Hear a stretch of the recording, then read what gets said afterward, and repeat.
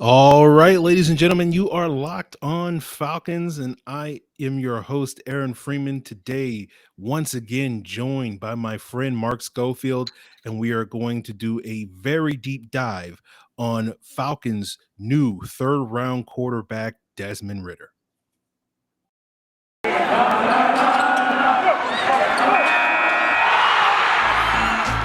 You are Locked On Falcons, your daily Atlanta Falcons podcast.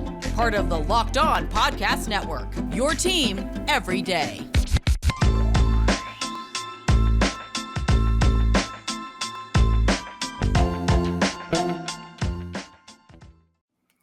So, guys, you know me. I'm Aaron Freeman. Been covering the Falcons for many years, formerly at FalcFans.com, RIP. Still going strong on Twitter at FalcFans, and of course, the host of this preeminent Locked On Falcons podcast, your daily Atlanta Falcons podcast, part of the Locked On Sports Atlanta podcast family. And like all Locked On Sports Atlanta podcasts, you can find Locked On Falcons free and available Monday through Friday on a variety of podcast platforms, including Apple, Odyssey, Google, Spotify, and of course, you can also find the video version of the podcast on YouTube. Make sure you subscribe to the Locked On Falcons YouTube channel, and you'll get the video version of the podcast the night before the audio drops. So I am here joined once again by Mark Schofield, my sort of in-house Locked On Falcons QB guru. Whenever Mark and Matt Waldman get together on Matt doing the rookie scouting stuff, on YouTube is always must watch for the quarterbacks. I remember going back, I guess this is almost 3 years ago when you guys were doing Trey Lance, like the summer before anybody had ever even heard of this Trey Lance guy. But we've already talked with Mark a couple of times already this offseason about this most recent quarterback class. And in those episodes, we did touch upon Desmond Ridder and sort of his scheme fit and why he makes a lot of sense for the Falcons, his ability as a high level processor and having a high floor and all that various stuff.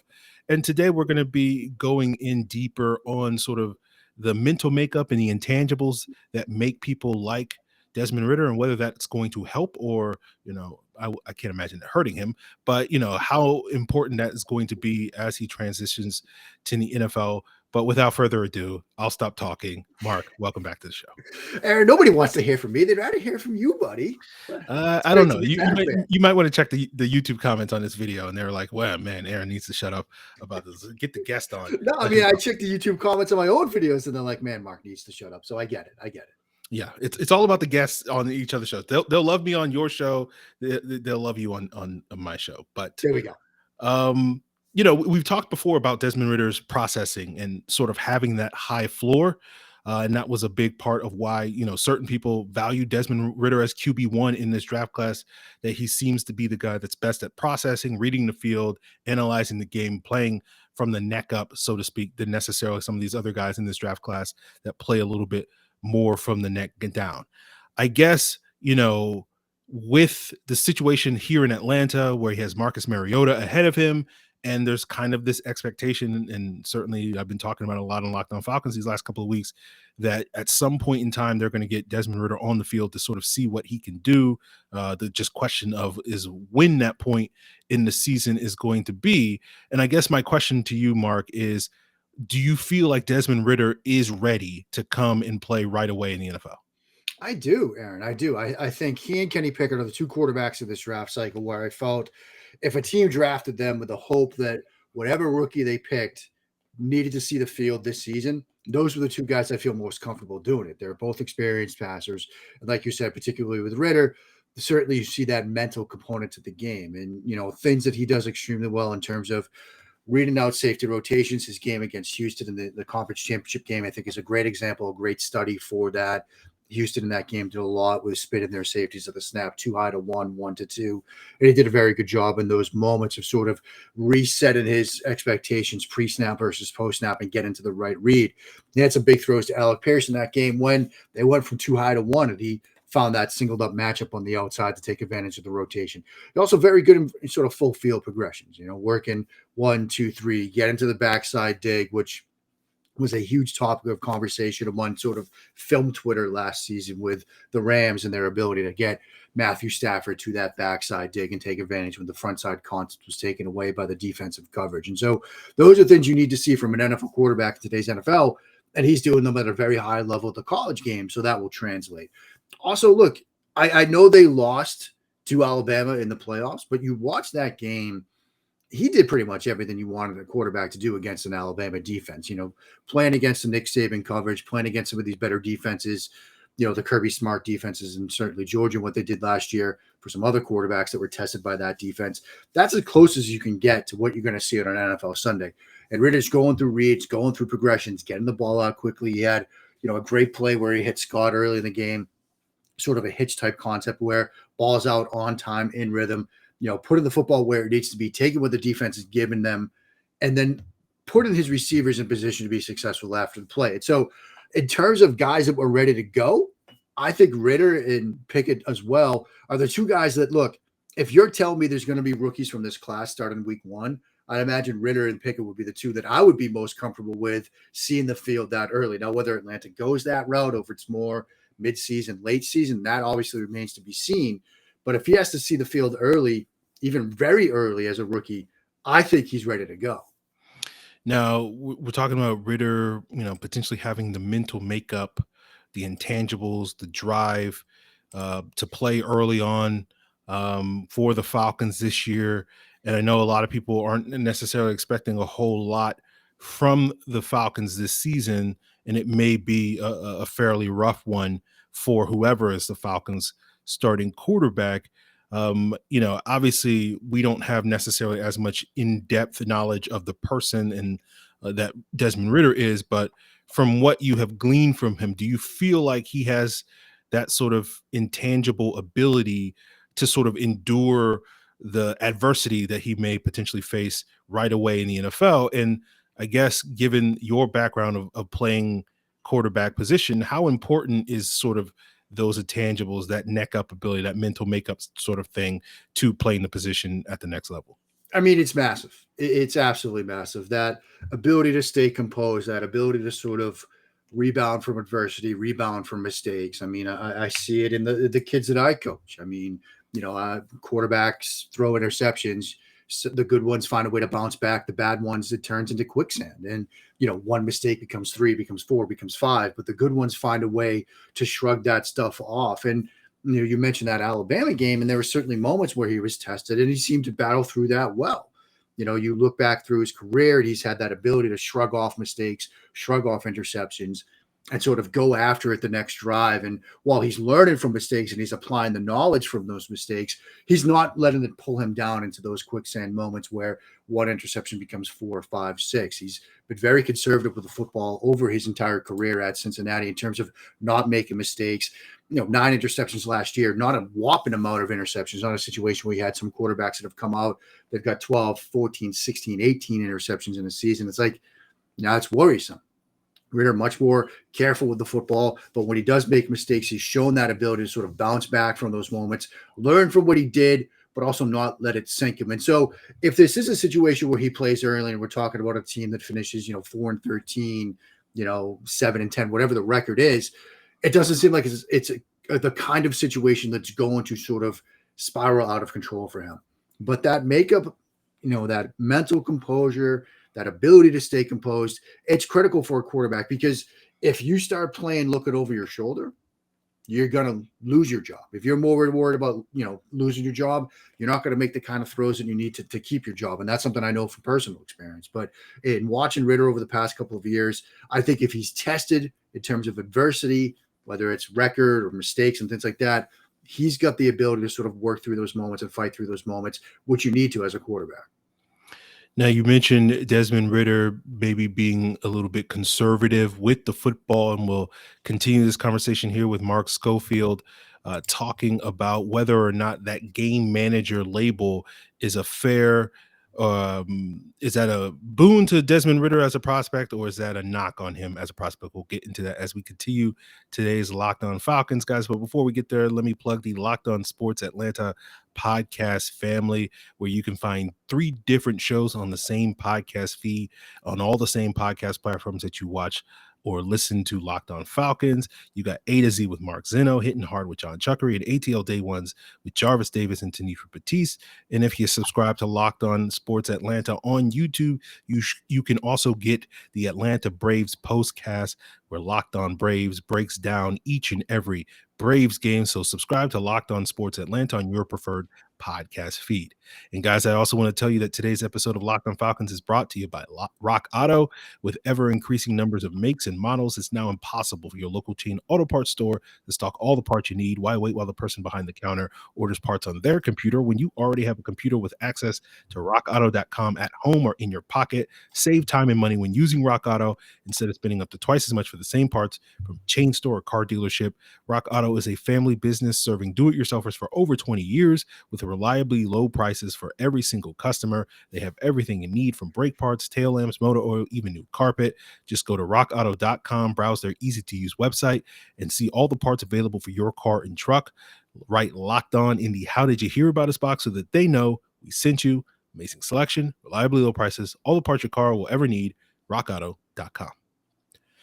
So here with Mark Schofield of Touchdown Wire, and we're talking about Desmond Ridder being kind of a game manager. Mark, you kind of mentioned it. A guy doesn't make a ton of mistakes in his game. And sort of when I did my initial pass on the film, there were a couple of instances out there that stood out to me where it was like a 3rd and 10, and he would sort of settle for a 6-yard pass, and immediately, I would sort of think, oh, that's kind of like Alex Smith. And I was kind of thinking that led me to not basically loving Desmond Ridder above some of these other quarterbacks in this draft class. And it felt like, he's not going to make the mistakes, which, is a good thing. But at the same time, is he going to push to make some of those throws in some of these bigger moments? Like you kind of expect some of these quarterbacks to do at the collegiate level, and he would just kind of settle and be like, I'll get him next time. Did you see that when you watched the film of Desmond Ridder? Was he at times a little too conservative, or do you feel like he was the right amount of conservative? I mean, he probably leaned more towards the conservative side of the ledger than the aggressive side of the ledger. And I think that's a fair sort of way to put it for him. There were certainly moments that I saw, much like you did, where, it's a 3rd and 10, it's a 3rd and long situation. You might think, maybe you want to squeeze this throw in, maybe you want to, challenge that window and try to make sure you get the first down. But it seemed like, look, he was willing last year and in years prior, really, to just sort of, look, if this is the best option, if this is the safest throw for me, and, if we've got like a vertical, a dig, and then something underneath, and I don't feel comfortable about those deeper routes, I'll take that underneath. Maybe we break something after the catch. Maybe we break a tackle or two. If not, we've got a good defense to rely on. I've got to sort of manage this game and sort of take control of this offense the best that I can. And if the best option on a given play might be throwing short of the sticks and hoping something breaks, that's what I'm going to do. And, I tend to sort of appreciate the more aggressive passers, the guys that are willing to challenge those windows from an evaluation standpoint. But from a coaching standpoint, you kind of like the guy that's going to take what the defense is going to give him, not put you behind the sticks or put you with you're got a short field situation now because that pass that he's attempted downfield gets intercepted. And so you can see both sides to that from a coaching standpoint versus an evaluation standpoint. And so I think ultimately when you watch him, when you study him, you see, it tends to be a little bit more conservative. I think 205 of his 385 passing attempts were in that 0 to 10 range. That's where the NFL is played right now. Most throws are coming into that area of the field to begin with. Now the question becomes, can you get him into an offense, into a system with talent around him that can turn those 8-yard throws 2 yards short of the sticks on 3rd and 10 into first downs? And some of that also has to come from him. If he's going to be a more conservative quarterback, if he's going to take those underneath throws, then it's paramount that quick throws, quick decisions, good ball placement that gives those receivers a chance to turn that 8-yard throw into a 15-yard gain, because you could be successful. You can generate yardage after the catch, and you can create those first downs throwing short of the sticks, provided you're putting the football where it needs to be when it needs to be there. If he's throwing short of the sticks, but the passes are off target, so guys have to sort of adjust and then can't maintain speed into and out of the catch point, that's going to be a problem. Does he end up like Mitchell Trubisky in a sense where, Trubisky was in an offense designed to maximize yardage after the catch, but he was late with reads and decisions and poor with ball placement. So 8-yard throws were 8-yard gains. Or is he like some other quarterbacks that we've seen in offenses that rely on yardage after the catch, where the ball placement is such that you're turning that 9-yard throw into a 16-yard gain? Guys like Burrow, guys like Brady, that have that ability. So that's going to be the balance and act with him if he's going to stay this sort of conservative, within himself, within the structure of the offense type of quarterback. If the ball placement and timing are where they need to be, you could still be very successful as an offense, even with that kind of mentality at QB. Yeah. And to be fair, I think Matt Ryan could have been labeled similarly with being conservative, and it didn't really hurt his career. And I think you bring up an interesting point with, I think playing at Cincinnati allowed him to know that like he could, wait for the next series. Like, I'll get him next time because I know my defense is good. We have, a really good football team. And so I don't necessarily have to try to put the team on my back and win the game.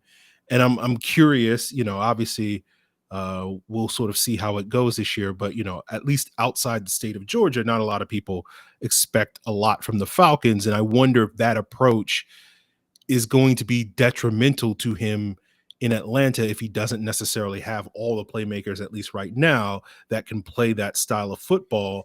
And it's going to be interesting because like I look around the league and I see other quarterbacks that it felt like, okay, they're being probably a little too conservative early in their career. And that's kind of held them back. And like, it's the idea. I think a lot of coaches say, I would rather be forced to have to rein somebody in than necessarily try to get them to go that extra mile. And I guess I'm just curious, where do you sort of stand on that issue? Do you think that could be a pro or a con for the Falcons specific situation? Yeah, I mean, Aaron, I certainly tend to agree that it's a lot easier to get somebody to be more aggressive than it is. I mean, it's a lot easier to get somebody to sort of tamp it down than it is to get somebody to be more aggressive. Like if somebody's gotten to this point in their career and they've been more conservative, I mean, I think Alex Smith is a prime example. It's hard to get them to dial it up, to start thinking, hey, you can trust yourself, trust the team. You can hit this throw. If they've gotten to this point in this career, where they're an NFL quarterback, they've been drafted first, second, third, whatever, and they've been conservative in the past, it's much harder to then learn, like, I can be aggressive. It's much easier, I think, both from watching the position, from playing the position, from coaching the position, to get somebody to sort of look, it's great that you can do that. You don't have to do it all the time. Sometimes you can check it down. Sometimes you can take a check down. It's easier to get somebody to sort of rein it in than it is just to get somebody at this point in their career to suddenly start being aggressive. And I think the Alex Smith comparison is very apt there. And another example to sort of keep in mind is Patrick Mahomes at the start of last year. As we start thinking about what this Atlanta team might look like next year and what it might be like for Ridder if he's forced to play, that was a defense early in the year that was struggling. Mahomes felt like he had to get a home run on every drive. He had to finish drives with touchdowns, and he was starting to force throws, and you saw tips and interceptions and missed opportunities as a result. That's that sort of quicksand scenario where you feel as a quarterback you have to finish every drive with a touchdown because you don't trust your defense. Mistakes can result from that. And so that's going to also be part of the balance and act. If this Atlanta team struggles, like you said, many expect them to, does Ridder, if he's on the field, or if it's Mariota, whoever's under center, do they feel like they have to finish drives with touchdowns? Do they start taking more chances? Now, maybe in an odd way that helps Ridder. If we're wondering about him becoming more aggressive and taking more chances, maybe if he feels like, look, I've got to throw ourselves back into games, I've got to take more chances, in a weird way, in an almost backwards way, that works for his development. If it's a situation where they're down, 24-0 in the first quarter and he's still throwing check down after check down, then maybe that doesn't happen. But it's going to be interesting to watch, I think, Aaron, if they are, behind on the scoreboard in games and he starts being a little bit more aggressive. Maybe the wins and losses don't translate, but it might ultimately be better for his development long term. Yeah, I think that's a great point.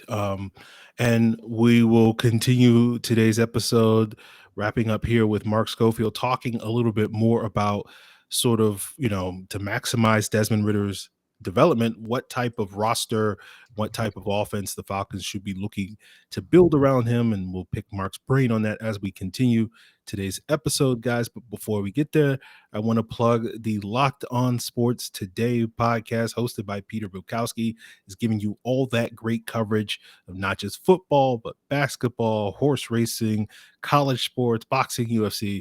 Locked On Sports Today is giving you all the best headlines of every single sports league around the world each and every day for 20 minutes each day. So find Locked On Sports Today, hosted by Peter Bukowski, on your preferred podcast platform, including all the ones that you check out, Locked On Falcons. And guys, it is summertime and we're all looking to get those beach bodies. So we want to get a little bit more protein and cut back on our calories, or maybe you're going to go on a family vacation and you'll be hiking and you want to put something, in your backpack that you can sort of quickly snack on that doesn't make you feel guilty. And of course, the best option for you is Built Bar, the protein bar that tastes just like a candy bar, but they're better than candy bars because not only do Built Bars taste good, they're good for you. They're low in sugar, low in calories, low in carbs, high in protein, high in fiber. They've just unveiled their brownie batter puff flavor. And I don't know about the rest of you, but I know when I was a kid and my mom would make brownies, I would love licking the bowl. And you're sort of getting that same thing with that sort of fluffy, marshmallowy flavor that comes from the puffs. And, now that you're an adult, people frown upon you licking the bowl and whatnot. And so now you don't have to feel guilty about getting that same, hit of nostalgia and that same great flavor by ordering yourself a box of the brownie batter puff by going to built.com. And when you do use the promo code LOCKED15, you'll get 15% off your order. That's promo code LOCKED15, LOCKED15 for 15% off at built.com. So here with Mark Schofield, Touchdown Wire at USA Today, and we're talking about Desmond Ridder, and we've already talked about sort of Desmond Ridder and the mental makeup of sort of how he's going to have to deal potentially with some adversity coming into the league, not just for playing for the Falcons, but just in general playing in the NFL. Also, whether or not that game manager label that he's kind of stuck with, is that a good thing or a bad thing? Now, let's talk a little bit more about piggybacking off of what you said, Mark, talking about that game manager stuff, where there's going to be situations where, he settles for the 6-yard check down on a 3rd and 8 or whatever the case may be. And you need guys in those situations that can make plays. And I guess when you evaluated Desmond Ridder, what type of offense did you imagine and what type of personnel did you imagine sort of be like, this would be perfect situation for Desmond Ridder? And, when you look at the Falcons, particularly their weapons and their running game and their offensive line, do you feel like they check some of those boxes? I do feel like they check some of those boxes, Aaron. I mean, when you're watching Ridder and, for my money, the sort of scheme fit component to all of this is the most fascinating, the most interesting, and sometimes sort of the toughest to figure out. But when I was sort of watching him, I felt like his combination of athleticism, ability to throw on the move, and ability to work through concepts from the mental perspective, I definitely sort of feel like that McVay, Shanahan, LaFleur, like coach and tree, that kind of offensive system where there's a reliance on outside zone, wide zone concepts, getting the quarterback on the move, giving him some multi-layered route concepts to choose from in the passing game, giving him the opportunity to do some things with his legs is kind of the ideal fit for him. Now, I think he's very much a scheme diverse quarterback. Like you could drop him into more of an air raid type of system. You could drop him into more of your traditional drop back, multi-level concept system. You could drop him into, I think he could run a vertical based passing game because he has the arm strength and the arm talent to do it. I think he's pretty scheme diverse, but that's the kind of system where I think he fits best. And I think, look, I wrote a piece right after the draft at Touchdown Wire about, why Arthur Smith sort of made him the pick and what he sort of saw in him. And I think the decision-making is certainly part of it, but I do think that there's an athletic component to his game that I would imagine they're going to rely on. I think, with what Smith did with Tannehill, using his athleticism, obviously the acquisition of Marcus Mariota, now you're drafting Ridder, who ran the 4.52 and was used a lot with his legs at Cincinnati. I think you're going to see a lot of that. You're going to see the quarterback on the move. You're going to see those boot concepts working off of outside and wide zone where you're trying to give the quarterback that quick throw, but you've also got that 3-level read for him to read out as he rolls out, as he moves the pocket a little bit. I think that's going to be a very good fit for him. I'm very curious how they use Patterson in the year ahead. I think the London acquisition is also a nod towards that, because one of the things that I liked about London when I was studying him for the draft cycle was his ability to separate. People look at him and they think, oh, he's just a big body contested catch receiver. But I think even against press aligned defenders, he showed you an ability to separate early in the down, which I think is going to be very helpful for Ridder or for Mariota, given what Atlanta is going to be trying to do next year. And that ability to separate obviously plays into the yardage you can get as a receiver after the catch. If you're constantly in contested catch situations, it's going to be tougher for that. But if you can separate early in the down of the ball gets there early in the play, that's going to give you a window to turn in those 6-yard throws into 10-yard gains. And so I think conceptually, Aaron, that's the kind of offense I would imagine them running. Those are the kinds of things I would imagine them doing with him. Whether I'm right or not remains to be seen, but I think that's probably where they're headed, given some of the acquisitions and given some of the moves that they've made so far. Yeah, I think that's fair. One of the things I've heard a lot of people say, and I haven't necessarily confirmed this because I want to give another look at the film with Desmond Ridder, which I'll be starting up this week. But I know a lot of people talked about, that connection that Desmond Ridder had with Alec Pierce on some of those like go balls and fades and whatnot, and being very effective on that. And then you sort of look at a player like Drake London, you look at a player like Kyle Pitts. Do you feel like that's something that Ridder is maybe more unique compared to some of the other quarterbacks in being able to rely on, sort of those bigger bodied wide receivers down the football field? Absolutely. I mean, you look at Pierce, and what's interesting about Pierce and Ridder and their connection is a lot of that stuff was stuff that was converted either at the line or in the moment after the snap. I got a chance to talk to Alec Pierce for a show I did before the draft, and he talked about how a lot of their routes and a lot of the stuff that he was specifically asked to do in that Cincinnati offense was predicated upon coverage. It was predicated upon if you saw press or not at the line of scrimmage, routes converting, pre-snap, post-snap, and things like that. And there's an inherent need for the quarterback to read that stuff out and read it the same way that the receiver does. It's one thing if the quarterback reads it, but you need both guys to be on the same page together. But the two of them certainly had that connection. And then look, Pierce and his catch radius seems to mesh really well with not just what Pitts does, but also with Drake London, two other players that have that big sort of catch radius. And in a way, that might also be a very intriguing window into how this organization evaluated Ridder, because we all know one of the questions on him was sort of ball placement. He certainly improved in that area from, his 2 years ago to last year. Now, a lot of people say it's mostly early in the game, but when you're talking about guys with big catch radiuses, they can certainly help a receiver out. Help a quarterback out, throw slightly off target. Guys like Pitts and London have shown that ability both at the college and pro level to be able to get to that. And if you're going to rely on Ridder and you're worried that, maybe it's going to take another year for that ball placement to get precisely where it needs to be, having guys like Pitts and London will be huge. And so whether it's the mental component with the connection with those guys or just what the receivers are helping the quarterback at the catch point with, having London and Pitts is going to be huge for Ridder next season. Absolutely. Well, Mark, I really do appreciate you joining me once again for talking more about this quarterback class. I have a suspicion that if things don't go quite the way that the Falcons want them to go, we'll be talking probably in the fall about next year's Stroud, Bryce Young, Grayson McCall. Yeah. So we'll see how that goes. Hopefully we'll delay that. Hopefully that's usually a good sign that the Falcons are doing some good things, that we won't be having that conversation by the end of September. But Mark, go ahead and let the listeners know and the viewers know where they can find your stuff. Well, Aaron, thanks as always for having me. I always kind of joke around that I'm kind of the harbinger of doom for team podcasts. If you're having me on in October and September, November, it's probably not because things are going well. So hopefully, Aaron, you guys won't need to see me for a while because Atlanta's doing well, or at least Ridder's looking like the guy. But if you need me, you know where to find me. At Mark Schofield on Twitter, USA Today's Touchdown Wire. But Aaron, buddy, thanks for having me on. Always a blast, my friend. Absolutely. So, guys, that will do it for us here with Mark Schofield. Till then. All right, guys, don't touch that dial quite yet. We're not done here. I want to thank Mark Schofield for joining me and talking with me about Desmond Ridder. I'll be linking to his article about Desmond Ridder, how he fits in Arthur Smith's scheme, in the description below. And I'll use this conversation I had with Mark sort of as the precursor for when I do my final film pass of Desmond Ridder, which I'm probably starting as most of you are listening to this. And hopefully that'll be done this weekend.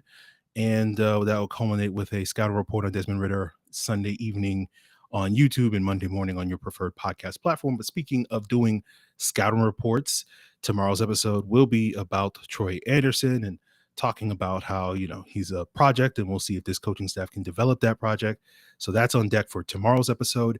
Then on Thursday's episode, Wednesday night on YouTube, we'll be joined by Jarvis Davis of ATL Day One's podcast. We're going to be talking about probably Deion Jones on that episode. And of course, you guys can provide your feedback on anything that was discussed on today's episode, anything you want to be discussed on future episodes, by sending an email to lockedonfalcons@mail.com. You can leave a comment here on the Locked On Falcons YouTube, or of course, you can hit me up on social media, either Locked On Falcons on Facebook or on Twitter. So guys, that's going to do it for us now. Appreciate it. Till then.